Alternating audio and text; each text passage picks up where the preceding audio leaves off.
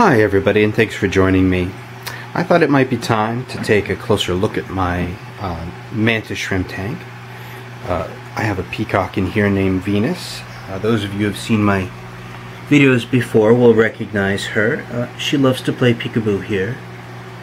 This tank is a 30-gallon long acrylic tank, and I purposely got acrylic since the rumor is that large smashers like peacocks can break glass. I have since found that is not entirely true. For example, a peacock is unlikely to break a piece of glass if it charges the side of the tank and snaps at it from time to time. However, peacocks can more often break glass if they have a burrow. And of course, they're always working to expand their burrows, so they can pound at the floor of the tank over and over and over again. And that can cause weakness and breakage. So if you do get a peacock or a mantis shrimp of any kind and place it in a non-acrylic tank, I recommend putting a flat sheet of clear acrylic on the bottom. That way, or the sides if they have immediate access. That way they won't be breaking through. So this is an older tank. It's about 12 years, and it certainly was it wasn't as expensive as I thought it would be for acrylic. Let's just take a look at what we have on the front side here. Naturally, we have Venus, who has ducked back in and gone over to the other side to again play some peekaboo. We have one fish in there. I call him the blue meanie.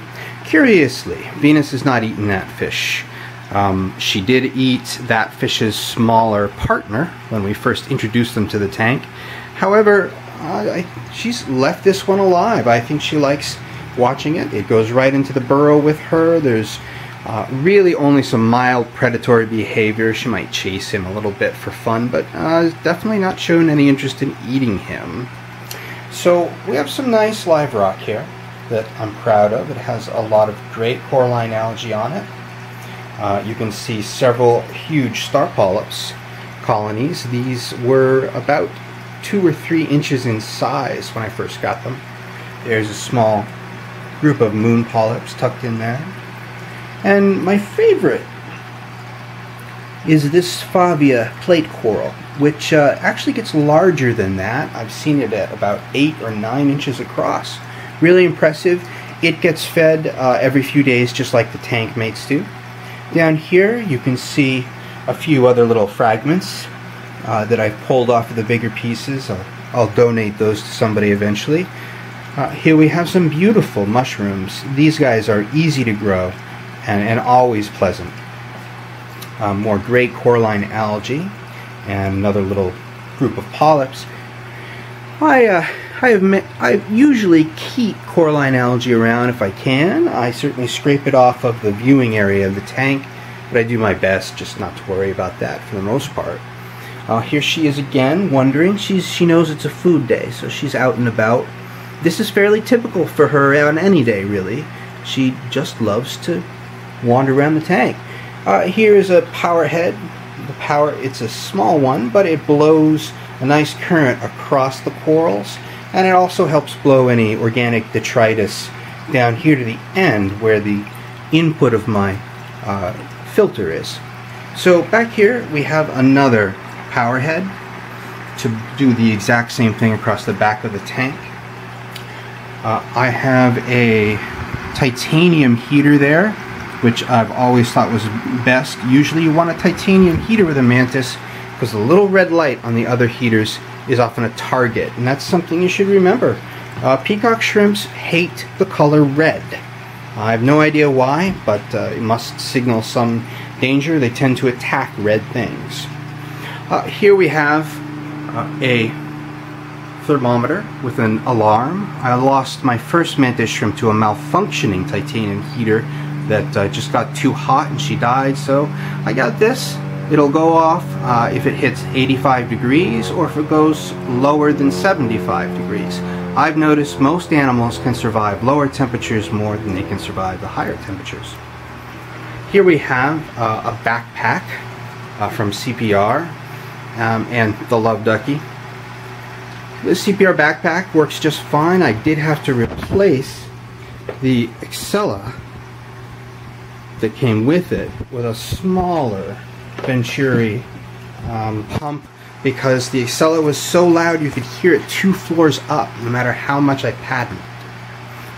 And over here we have this thing is about 8 years old, probably running towards the end of its lifetime. It's an LED. It's Evolution. It's from a private company. I believe it was in Florida, and it has resulted in some of the best coral growth that I've ever seen. It was about $200 and well worth every penny, frankly. Up here you can see I have some little moonlights. That's something I intend on improving upon at some point. So we'll go down here to the side, and then here we have her burrow. Oh, she knows we're here. So usually I would provide a PVC pipe for a burrow, but I always used to use the round ones. And this, of course, was unstable. I couldn't put my corals on it without much worry. So what I did is I found this square PVC pipe, 2 feet long, on Amazon. It was expensive at $45, but well worth it for the way my tank is set up. And you can see I've epoxied a couple of, I guess, dams here, and the interior for Venus is covered with gravel, which she really likes. And it allows me to keep the bare bottom going, which I do, frankly, for ease of cleaning and because I like to see the coralline algae growing down there. She's wondering what we're up to. So here's the intake for the canister filter.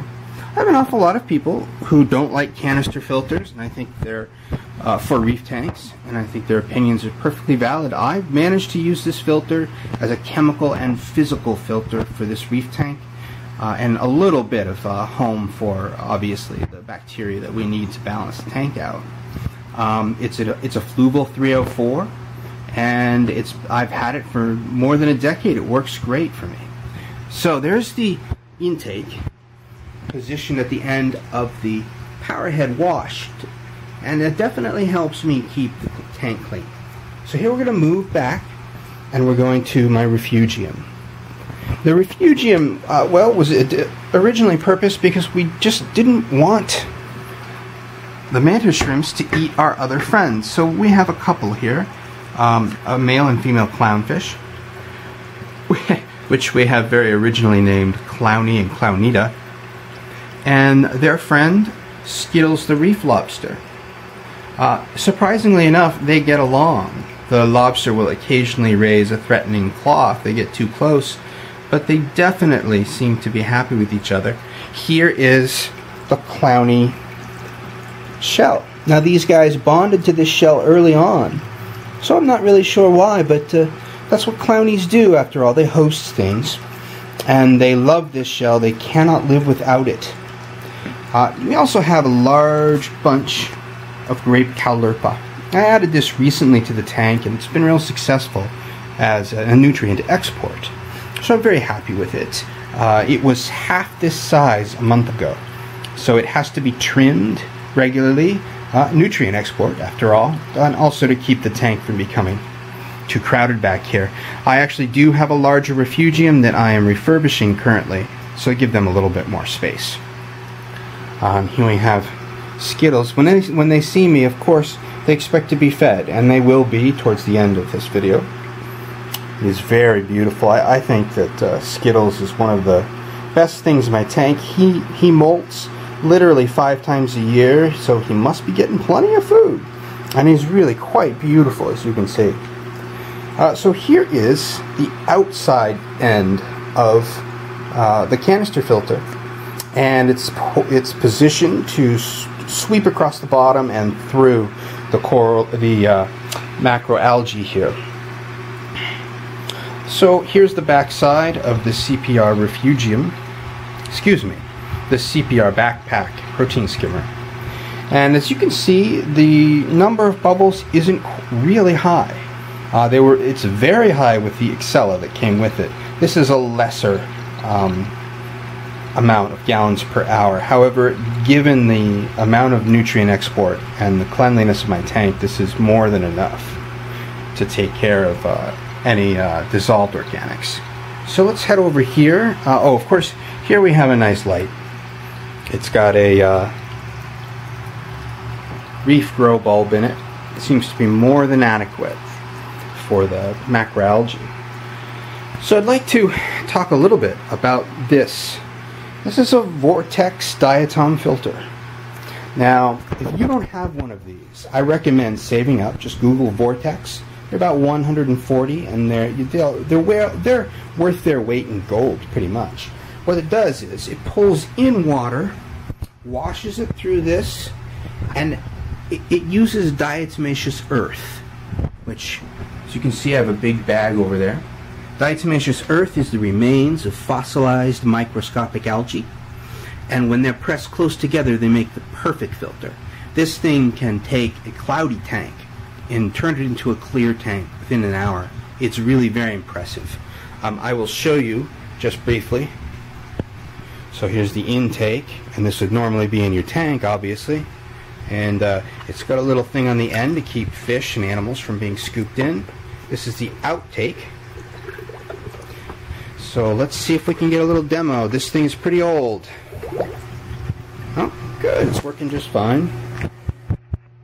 Well, so it goes in here, comes out there, and as I said, it's a fantastic filter that you can use on call. You have to clean it out very carefully and let it stay as dry as you can in between use. Alright, on to a few chemicals and the power supply. You can see I have this placed there with some drip loops. A little chaotic, but that's my life. And of course the titanium heater control. I usually leave my tank around 78 degrees. Alright, so Algae Fix. Here's what I would use normally to purify the water. And if you're using a reef tank, if you're starting one, you must get Algae Fix Marine. Freshwater. Oh, excuse me. That's Algae Fix. Yeah. I used to use that from time to time.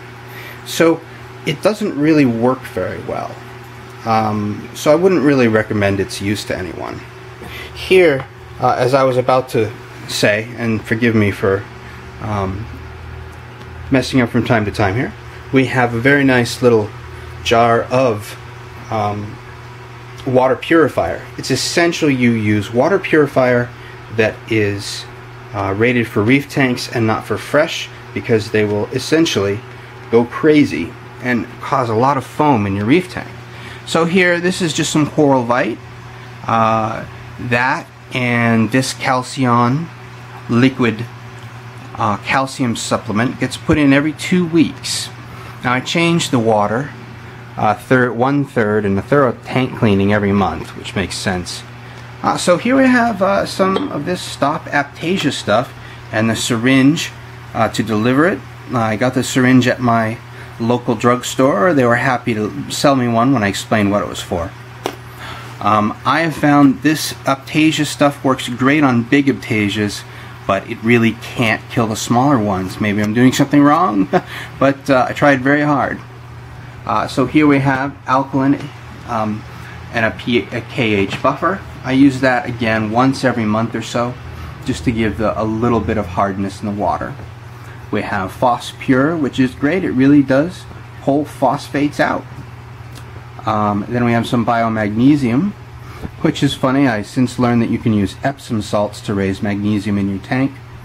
But there it is. I only occasionally toss that in. I have some food here. These sinking carnivore pellets, the smaller ones, are usually used to feed Skittles if he doesn't get enough of the food that I put in there. And we have Massivore Delight. That's actually something Venus really likes. And then just a little Aqua Thrive for the Blue Meanie. Of course, we have my specific gravity here, and a little bit of the carbon that I use every month. So here we are at the end. We'll talk about a few tools. These are really great if you have a mantis shrimp. It's actually true that I do feed her by hand, and I often am asked, has she hit you and how bad is it? She actually snaps me all the time when I'm in there, but other than just a short burst of pain, it really isn't that bad.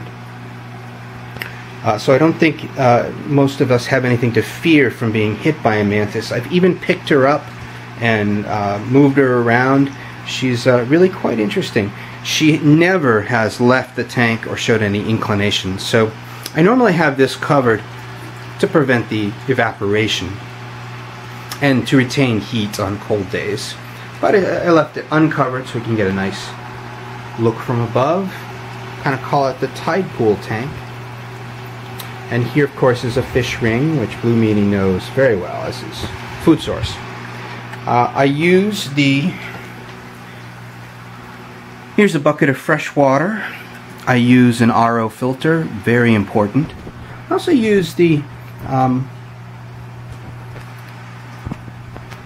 Instant Ocean product. I have found that it really isn't that big of a deal, which salt measure you use. This one seems to be doing great. And I must admit I'm a bit skeptical about putting chemicals in. It does look like, from my water tests, that as long as you do a regular water change, you're pretty good. You're usually ready to go. I just put this in because it, well, can't hurt that much. I think you're probably wondering why there are no water tests out here. I do have them, of course. However, I don't do them on a regular basis, and I know that's supposed to be terrible, but I'll tell you why. I've had this tank for such a long time that if water parameters change, then the behavior of the corals will change. And any water parameter that's dramatic can cause them to act differently. So I kind of use that as a measure. So now it's sort of become instinct. And of course, you can always get yourself in trouble that way, but this tank has been balanced for so long. Alright, so let's give a little feeding here. Today we have a bit of cockle on the right. That is a very nice little clam, commonly found off the British Isles. And we have what looks to be like some marine cuisine and brine shrimp for the refugium. So to feed them in the refugium, I unplug the canister filter briefly, and that's largely because if I put it in while the filter was still working, most of the food would go splashing out the other end. Now these guys are old hands at learning when they're about to get fed, so of course they're ready to go. And there they are.